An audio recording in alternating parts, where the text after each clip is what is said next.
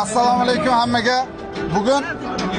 Bugun Abdulazizjon ukamizni ochilish bayramiga mana shunday xonadonni katta bayram qilib o'z egalariga topshiryapti.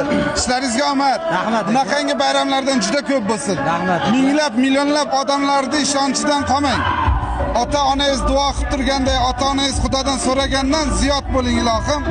Shu vatanga, shu yurtimizga ilohim eng kerakli, eng zo'r quruvchi bo'ling. Bu qurilishni sotish, hammasini nima deydi, sotyapman deyish oson, mana bunday egalariga topshirish juda qiyin. Sizga omad. Abdulazizjon otalari bir yaxshi gapni aytuvdi. Havas qildim. Xudo xohlasa bizlar bundan katta qilamiz deb, ilohim ziyodi bo'libdi.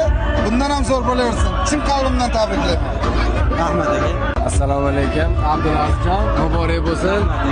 O'zimizda bo'lgandek xursandmiz.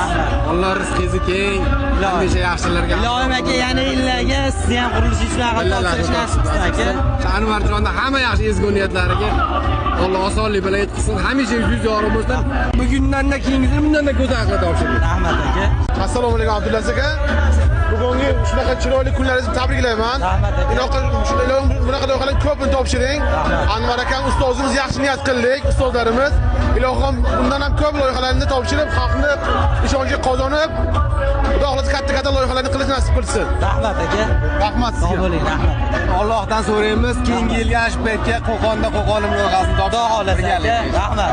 Alloh taolo hammamizni boshlayotgan shu xalqimiz, millatimiz oldida qilayotgan ishlarimizni halol, pok, chiroyli, yuzimizni yorug' qilib bitirishga o'zi kuch-quvvat bersin. Hammamiz o'ylagan maqsadimiz, farzandlarimiz baxtli, saodatli ishlarimizga o'zi barakot bersin.